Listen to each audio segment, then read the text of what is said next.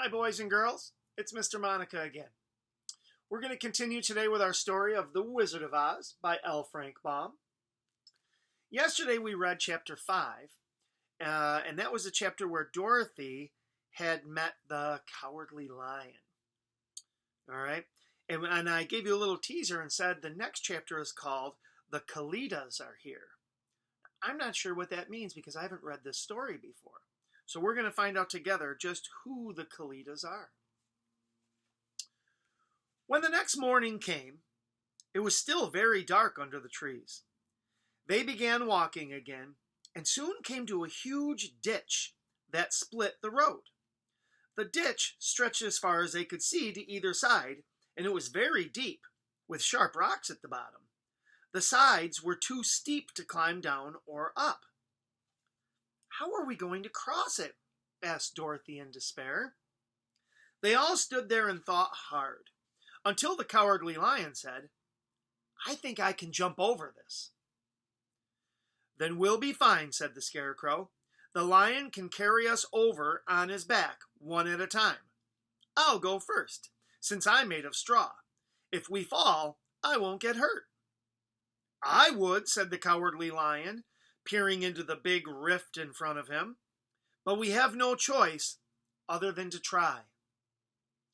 The Scarecrow climbed on his back, and the Cowardly Lion stepped up to the edge. The friends could see his muscles bunch up as he crouched. Then he leaped up and over as far as he could. He landed safely on the other side, and his friends all clapped and cheered. "You did it!" shouted Dorothy. "That was very brave of you." "I agree, that was brave." The lion jumped back across to get another passenger. "It's my turn now," said Dorothy, as she scooped up Toto and climbed onto the lion's back. After Dorothy and Toto, the Cowardly Lion carried the Tin Woodman over, and the group was together again. Here's a little picture of the Cowardly Lion bringing Dorothy and Toto over.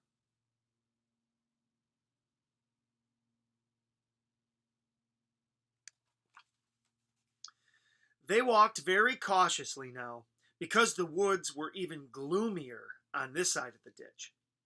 Strange noises came from all around them, and they huddled together as they walked. "Oh no, oh no," the Cowardly Lion whispered to his friends. "The Kalidas live over here." "What are Kalidas?" asked Dorothy. "They are nasty, horrible creatures with bodies like bears and heads like tigers," the Cowardly Lion explained with a shudder. "They are vicious and could eat me as easily as I could eat Toto." Just then, they arrived at another deep gap in the road. This one was so wide, the lion couldn't jump over it. So again, they all sat down to think about what to do. The Scarecrow soon spoke up. "My friends, I wonder, what can they do if it's too wide for the lion to jump over, but they need to get across? How are they going to get across?" I don't know. Let's see what the Scarecrow thinks of.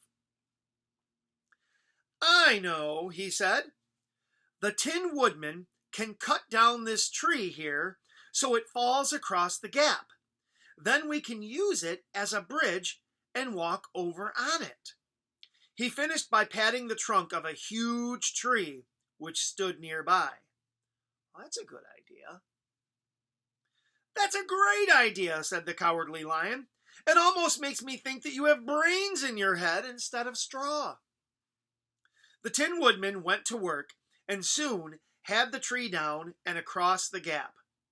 They had just started to cross their makeshift bridge when a sharp growl came out of the forest behind them. Oh my.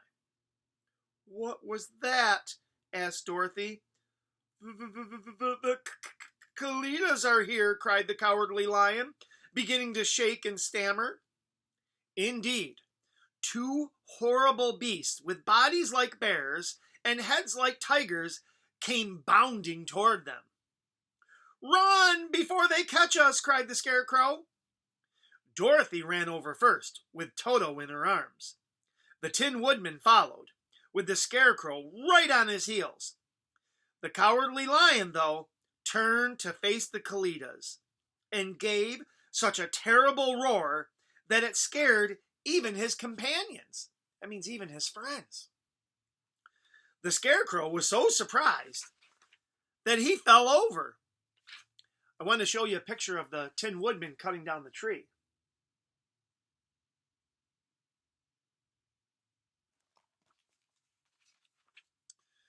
The Cowardly Lion took advantage of the Kalida's surprise and ran to join his friends. Unfortunately, the roar didn't stop the Kalidas for long. Soon, they ran forward again, headed for the makeshift bridge. Stand behind me. Even though we are certainly done for, I will fight them as long as I can, declared the Cowardly Lion. Wait, cried the Scarecrow. Tin Woodman, use your axe to chop off the end of the tree on our side. Quickly. The Tin Woodman did so, as fast as he could. By the time the tree was almost chopped through, the Kalidas were only inches away. Just as the beasts were reaching for the friends, the Cowardly Lion pushed on the tree with all his weight. The tree snapped and fell into the chasm, taking the two snarling Kalidas with it. I wanted to show you a picture of the Kalidas and the Cowardly Lion roaring at them.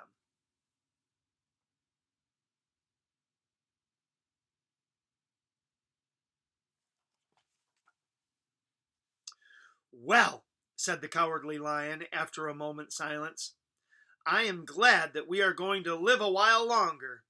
I don't know if I've ever been so scared. Everyone agreed. They started down the road of yellow bricks again, even faster than before, because they wanted to be out of the Kalidas' territory before night fell. At long last, the trees got farther apart, and sunlight filtered down through the branches again. They reached the end of the forest at dusk and camped for the night beside a wide, fast-running river. Whew. I'm so happy, my friends, that Dorothy and all her friends made it through that forest. That must have been terrifying. Well, boys and girls, we're at the end of our chapter. I hope you enjoyed it. Little teaser. Chapter 7 is called The Poppy Field. I don't know if you remember that from the movie, if you've seen the movie. But the poppy field is a field full of poppy flowers. I'm not going to tell you any more. All right, my friends, I'll see you very soon. Bye-bye.